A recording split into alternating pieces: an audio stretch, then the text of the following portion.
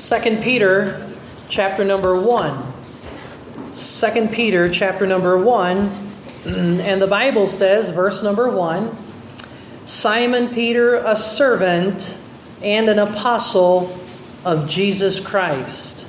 So, si Simon Pedro, alipin at apostol ni Jesucristo. At kung yung 1 Peter ay isinulat na ng Apostol Pablo para ma-encourage niya ang mga churches ng modern-day Turkey or yung Asia Minor na sinasabi ng Bible patungkol sa mga pagsubok na panlabas.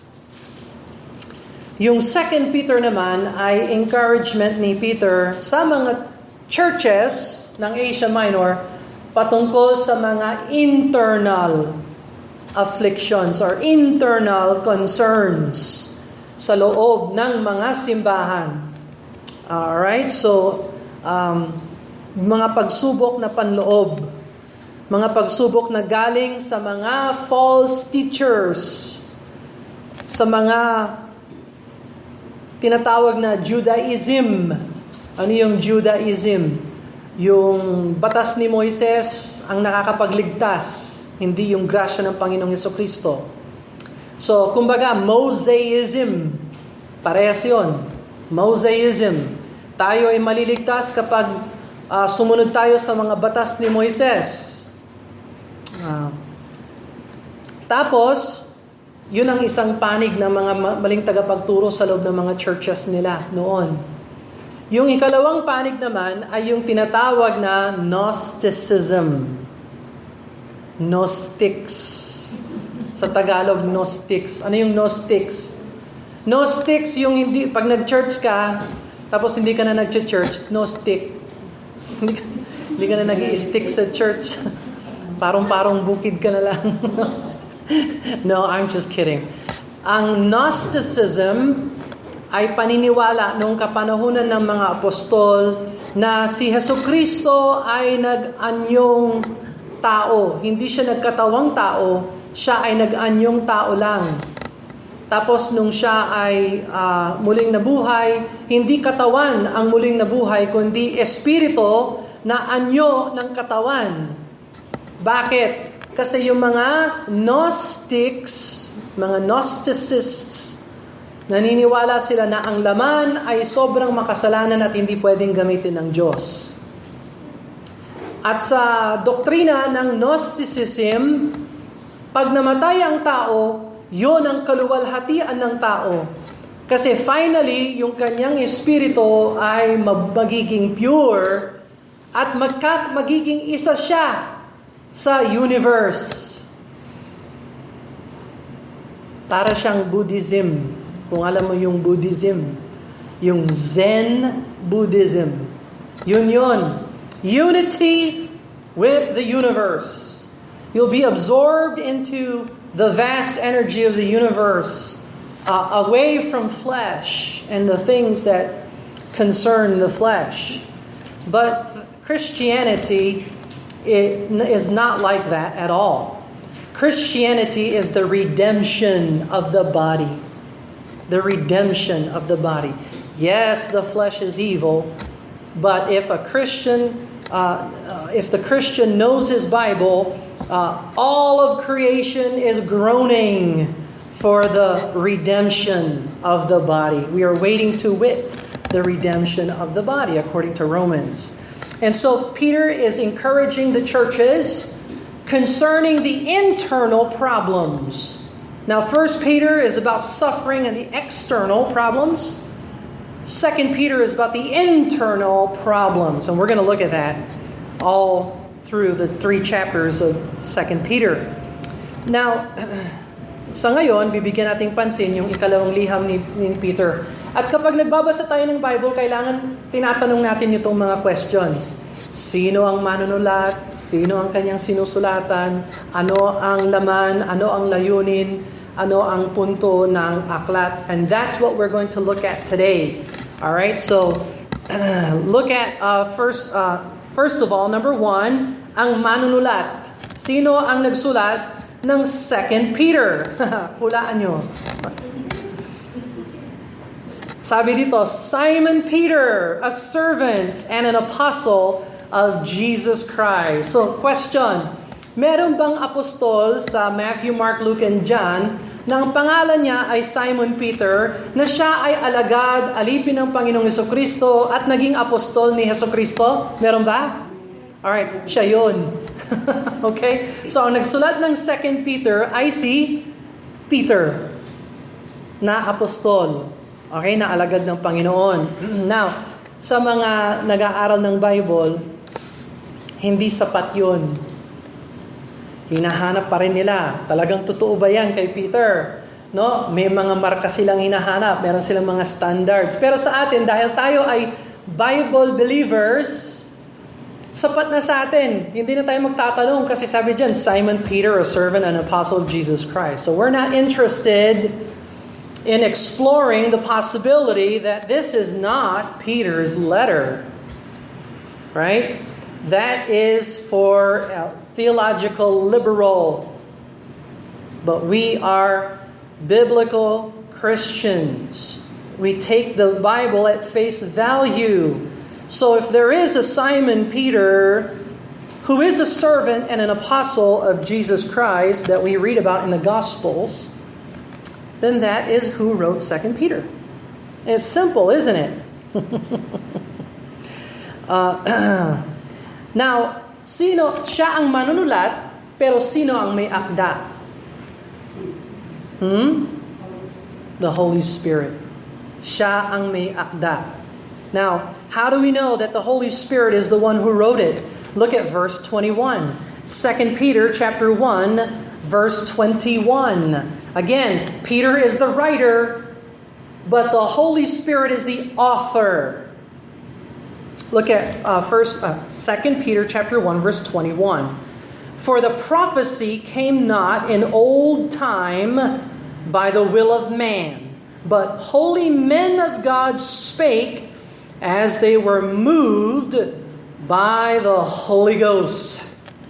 So, hindi nanggaling yung words of prophecy, yung mga salita ng Diyos sa pamamagitan ng layunin ng tao o sa loobin ng tao. Kundi, ang mga banal na tao ng Diyos ay kumilos at nagsalita habang inuudyok sila ng Holy Ghost, ng Holy Spirit.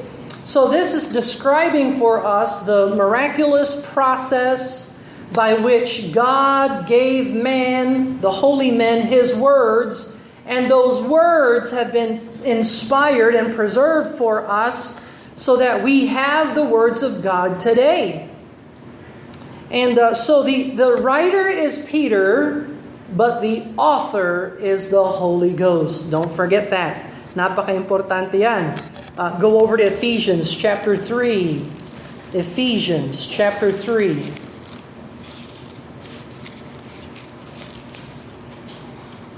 Ephesians chapter 3 and verse number 5.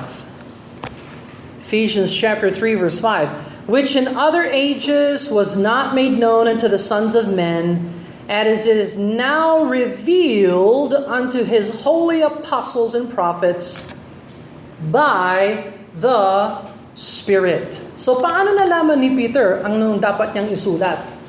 Paano nalaman ni Matthew, ni Mark, ni Luke, ni John, ni Isaiah, ni Jeremiah, ni Daniel? Paano nila nalaman kung anong dapat nilang isulat? Well, ibinigay sa kanila ang salita ng Diyos. At sila ang nagsulat, ginabay sila ng banal na Espiritu ng Diyos.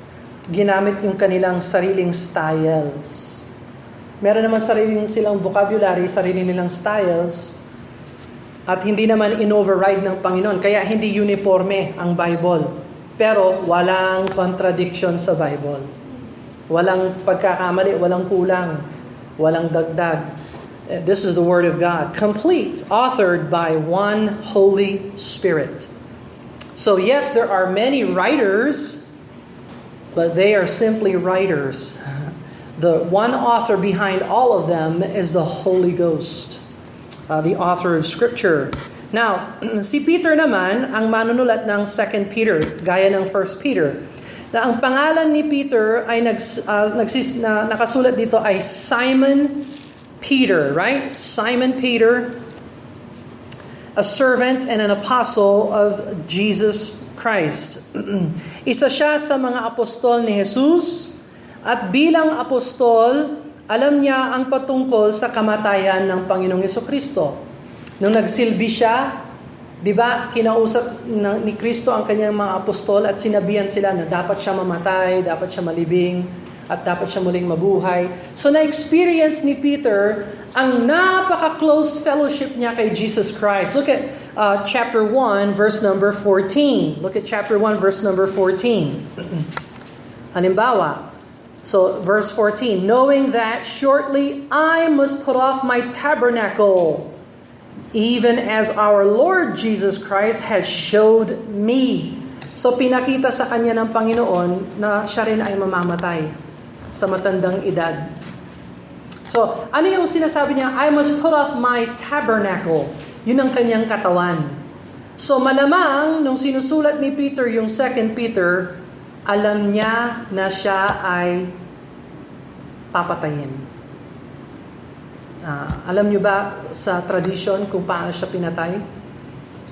Pinako siya sa krus. Kaya lang, sabi ni Peter, huwag mo akong ipako ng katulad ni Jesus Christ. Hindi ako karapat-dapat. Baliktaran niyo ako.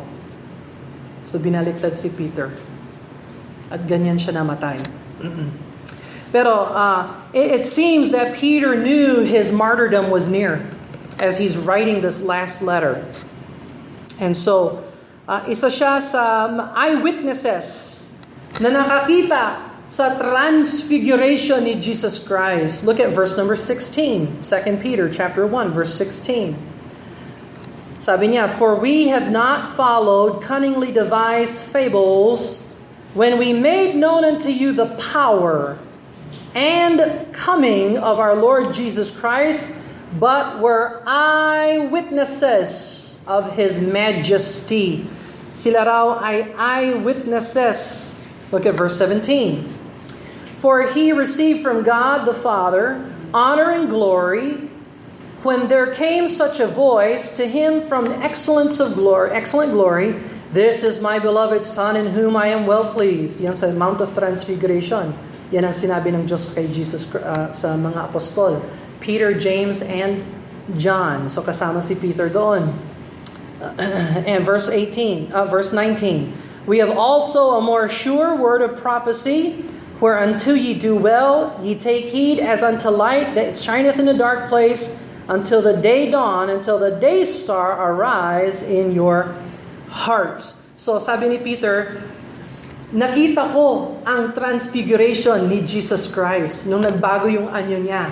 Yung kadyusan niya ay nag-overtake sa kanyang pagkatao. Nakita nila ang konting kaluwalhatian ng kadyusan ni Kristo doon sa Mount of Transfiguration.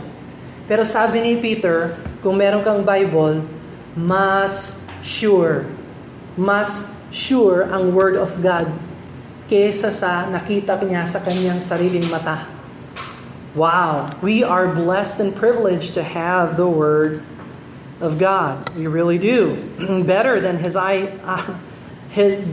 him seeing the transfigured Christ is us having the sure word of prophecy.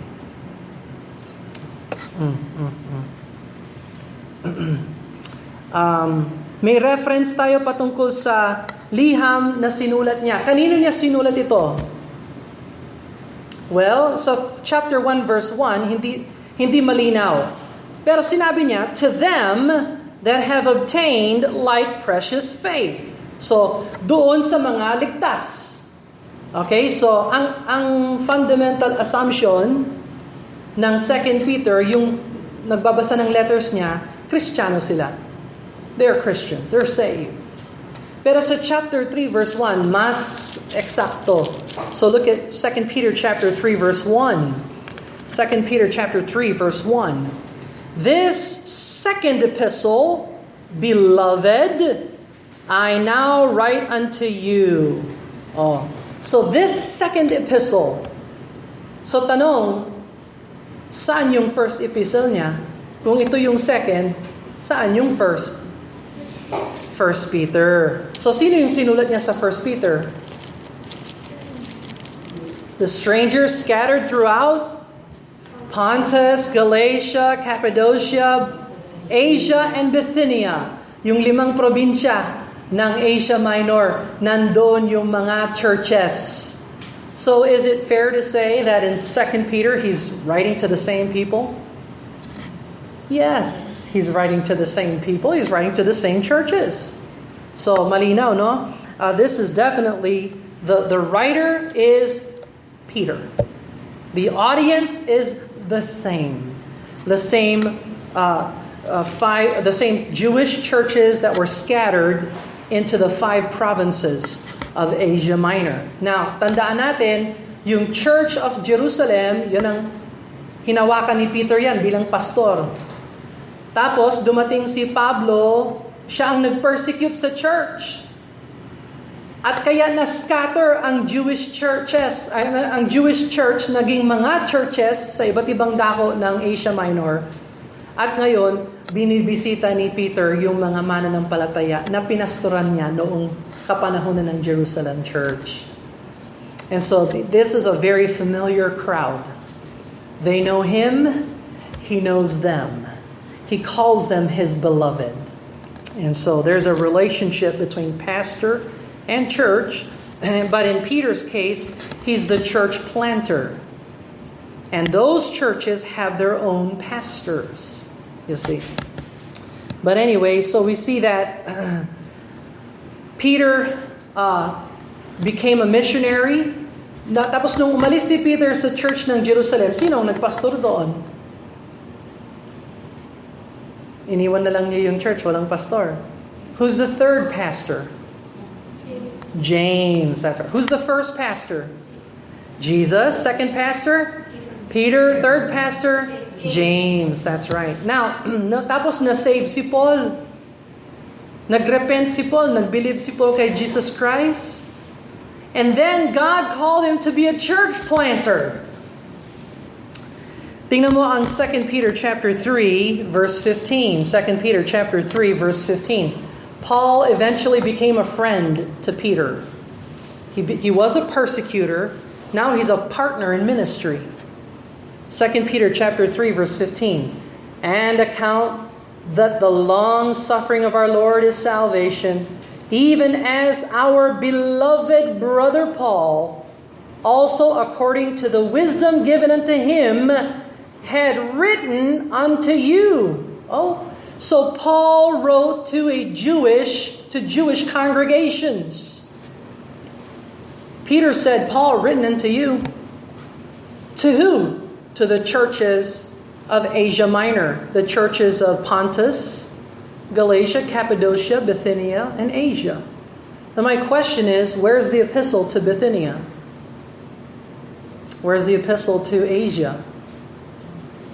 Where is the epistle to Pontus? He written to them.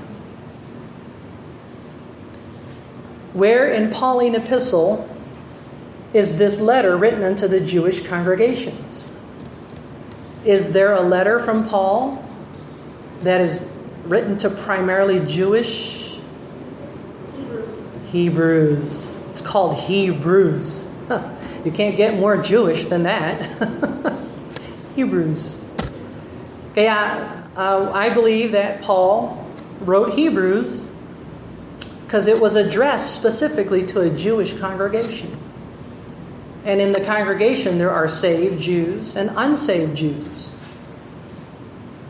And we do our best to have an assembly of baptized believers, but because we're living in the parable of the mysteries of the kingdom, Matthew 13, we really are tares among wheat. There are tares among wheat. And Jesus Christ will be the one who's going to separate the tares from the wheat. He's going to be able to look at someone and say, oh, you're sheep. Oh, you're goat.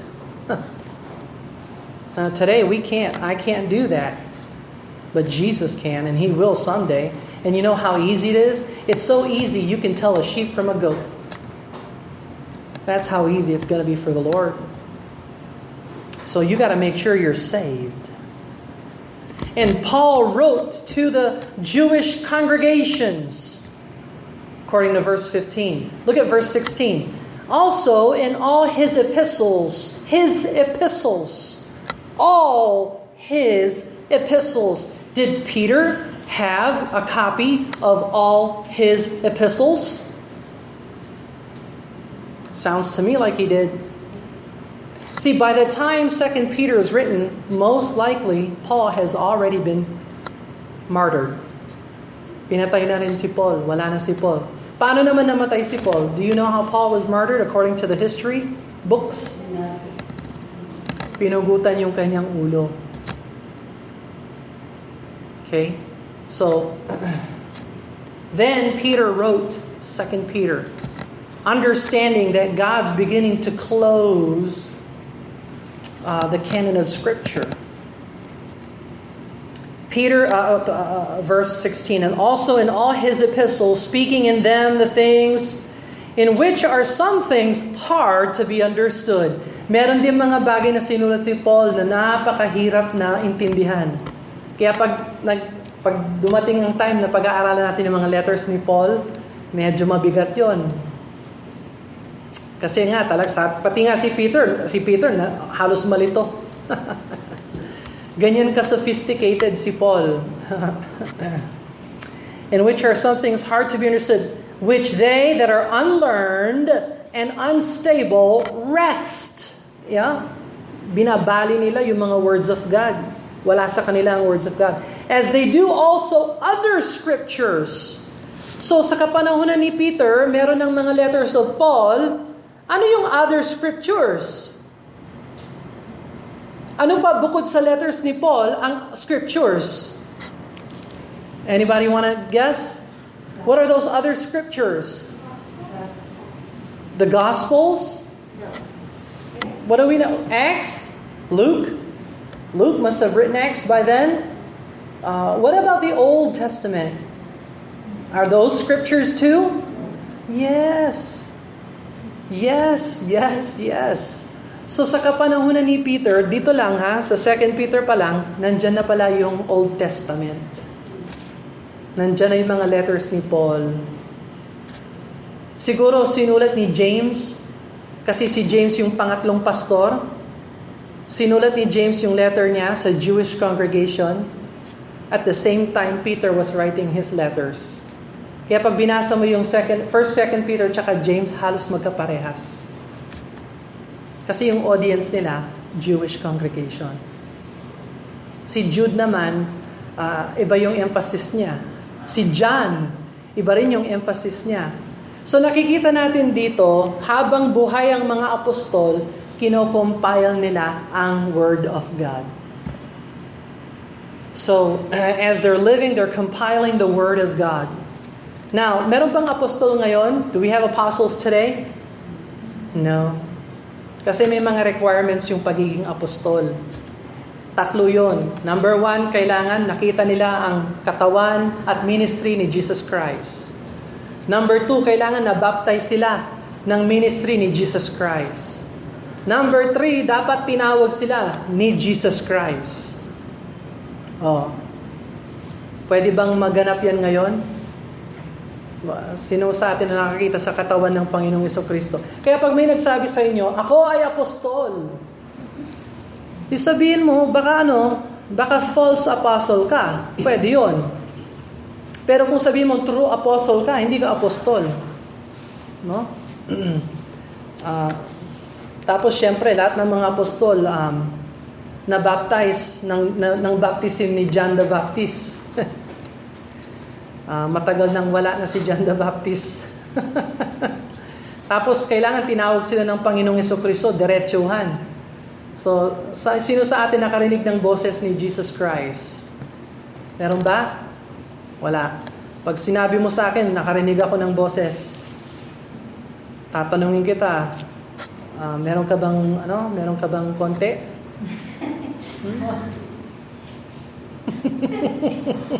Huwag mong sabihin, nakakita ako ng liwanag. Nakita ko ang mga anghel, no? Ay, nako. Mas tapat ang salita ng Diyos kesa sa transfiguration ni Jesus Christ. Anyway, so this is Peter. So number 2, kailan at saan sinulat itong 2 Peter? Well, maaari nating makita ito na sinulat niya ang 2 Peter ng ilang mga buwan ang nakalipas nung sinulat niya yung 1 Peter. That makes sense, doesn't it? Definitely after 1 Peter, perhaps a few months. Sigurado na isulat niya matapos ang kamatayan ni Paul, at si Paul ay namatay AD 67. So siguro yung 2 Peter pagkatapos ng AD 67, pero before 70 AD. Kasi yung 70 AD, sinakop ng Roma ang Jerusalem. At winasak nila ang templo. Hanggang ngayon, wasak pa rin ang templo. So, therefore, 2 Peter was written somewhere between 67 and 70. Somewhere around there. Okay? At malapit na ang kamatayan ni Peter. Nakita natin yung scriptures doon. At sinabihan naman siya ng Panginoong Jesucristo, mamamatay siya ng matandang edad sa John chapter 21. But anyway, so hindi malinaw sa Bible kung exactly kailan, pero meron tayong mga clues kung kailan at kung saan. Sinulat niya yung 1 Peter sa church at Babylon sa Mesopotamia. At wala tayong dahilan kung bakit hindi siya doon. Alright? So look at 1 Peter chapter 5 and verse 13. 1 Peter chapter 5 verse 13. The church that is at Babylon. And so that's where he was when he wrote his first letter, and we have no reason to think any different when he wrote his second letter. Okay, so he must have been in Mesopotamia somewhere around modern-day Iraq. Wow, noon, merong mga Christian churches noon. Yes, noong kapanahon ng mga apostol. Alright, so sino ang tagapagtanggap? Nakita na natin yan, no? Yung mga churches ng Asia Minor. And we saw that in chapter 3, verse number 1. Now, ano ang layunin ng 2 Peter? Why did he write it? Why would he write 2 Peter? Well, look at chapter 3. 2 Peter chapter 3, verses 1 and 2. He gives us the purpose. 2 Peter chapter 3, verses 1 and 2.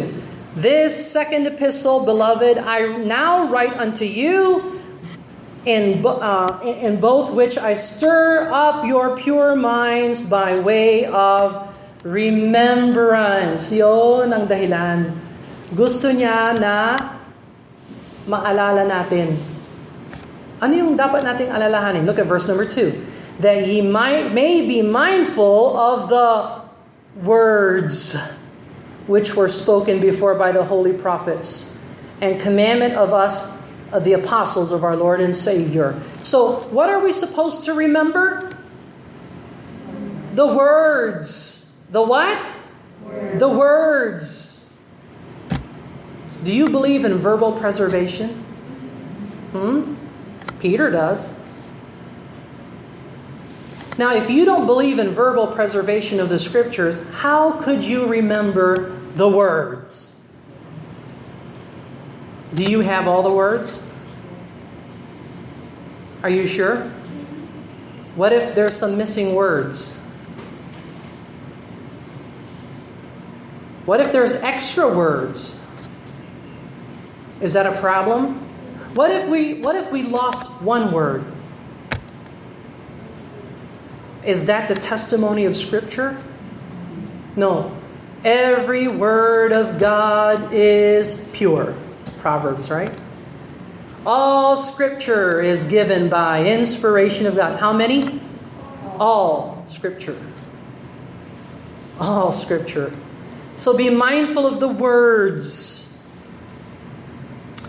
Ito ay babala patungkol sa mga false teachers at saka false teaching. There's a word that will come out of here that we'll look at maybe next week, not today. It's called apostasy. Apostasy. Ano yung ibig sabihin ng apostasy? Ano yan? Apostasy. Apostrophe? Or apostasy? Hindi Yung apostrophe, iba yun. Grammar yun, sorry. Sa mga gusto mag-aral ng English. Ang apostasy, Dati lumalakad ka sa liwanag ng katotohanan, pero ngayon tinalikuran mo at hindi ka na lumalakad sa katotohanan. Ngayon lumalakad ka na sa kadiliman. That's called apostasy. At yung mga Hudyo na sinulatan ni Pedro, marami sa kanila nagpapakita na panlabas na sila ay Kristiyano, pero sa puso hindi pala sila tunay na lumalakad sa katotohanan. At sila ay apostates. At yan ang titingnan natin. Ito rin ay paalaala sa mga salita ng Diyos. Ito rin ay paglago sa kaalaman natin. One of the key words in 2 Peter is knowledge. Knowing. Knowledge. Look at 2 Peter chapter 3, verse 18. Here's another purpose. But grow in grace and in the knowledge of our Lord and Savior, Jesus Christ. To Him be glory, both now and forever. And so makikita mo yung words know, knowledge, remembrance, these things, patungkol yung mga these things ay mga salita ng Diyos, these things. Paulit-ulit. And that's the point. Peter wrote this to warn us of apostasy and to remind us of the words of the Lord. So hinihikayat ni Peter na lumago tayo sa pananampalataya bilang church members. Look, let me tell you something. God wants every man saved. Am I right? Is God finished when every man is saved? Is that it? Is that all we want? Is salvation? That's it? No. What does God want for the man who is saved? What does He want? To grow. How is he going to grow? Huh? By reading the Bible, by praying. What's that going to do to him? He's going to grow in knowledge. What's he going to do with the knowledge? He's going to share it with others. And then what else? What else is he going to do? He's going to serve where? Where? He's going to serve in that. How's he going to join the church? He's just saved and now he's a church member? Oh, wait a minute. What is it? Baptized. So once a man is saved, the next thing God wants him to be is baptized. And then after his baptism, what's he going to do? Join the church. And then what's he going to do? Sit in the church? Just sit and soak? No. Serve the Lord. That's the order. Saved, baptized, church member, serve the Lord. So if you're saved and you want to serve but you're not baptized, can you do that? You can do it, but does it count? Jesus said, teach all nations, baptizing them, and then teaching them to observe. So you can't go from teaching to observe without baptism. You can't go with just teaching only. Teach all nation, just teach all nation. Don't bring him to the baptismal water. Don't bring him to the local church assembly. You see, this is all one package. You cannot take or leave what you do not like. You cannot take or leave what you do not like. One package. Parang pag kinasal ka. Alam mo, pag kinasal ang isang tao, hindi lang sasabihin ng tao, kasal tayo, pero sa umaga lang. Hindi tayo kasal sa gabi. Uuwi ako sa bahay pag gusto ko, pero hindi ako uuwi dyan. Uuwi ako kay nanay. Now, ganun ba ang marriage? Hindi. Pag marriage kayo, package yan. Ibig sabihin, dyan ka natitira, dyan kayo kakain, dyan kayo magkakaroon ng family ninyo. Yan yung plano ng Diyos sa inyo. Ganun ang church membership. Ganun pala ang service sa Panginoon. Kaya pag save ka, hindi sapat. Sapat yung save para pumunta ka sa langit. Pero paano ka haharap sa Diyos? Sasabihin ng Diyos, anong ginawa mo sa kaligtasan na binigay ko sa iyo? Wala. No, may plano ang Diyos. So, binibigyan tayo nito ng gabay. Now, nagbibigay babala si Peter, patungkol sa mga false teachers. Now, tapos na ako. Pero meron bang mga false teachers today? Yeah. At habang nag-aaral tayo, babanggitin ko yung mga false teachers ngayon. Alright? Para wag tayong sumali sa kanilang false teaching. Would you bow your heads and close your eyes? Glad to know we have the words of God. I'm so thankful to know that we are a biblical Baptist church. Biblical. We do things according to the Bible. And let's pray and ask the Lord to help us. Father, we thank you for the words, life-giving words, encouraging words, words that warn us, words that we need to take heed of and remember, words to grow by, words to increase our knowledge of our Lord and Savior Jesus Christ, words to grow in grace by. We thank you for protecting us. We thank you for guiding us. And Lord, I pray you would have your will and way, that your words would dwell in our hearts richly. Lord, we pray. In Jesus' name, amen and amen. God bless you. You are dismissed.